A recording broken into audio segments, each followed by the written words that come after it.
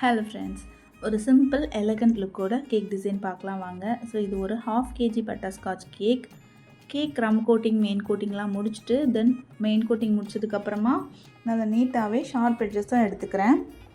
இந்த மாதிரி silicon brushes எல்லார் வீட்லேயும் இருக்கும். அதை யூஸ் பண்ணி தான் இந்த கேக்கோட அவுட்புட் முடிக்க போகிறோம். இப்போ நான் பண்ணுற மாதிரியே கேக்கோட பாட்டமில் இருந்து டாப் வரைக்கும் பண்ணுங்கள். ரொம்பவே எலகண்ட்டான லுக் கிடைக்கும். தென் இதோடு நம்ம முடிக்க போகிறதில்ல, கேக்கோட டாப்லேயும் சைட்லேயும் நாசில் ஒர்க் கொடுப்போம்.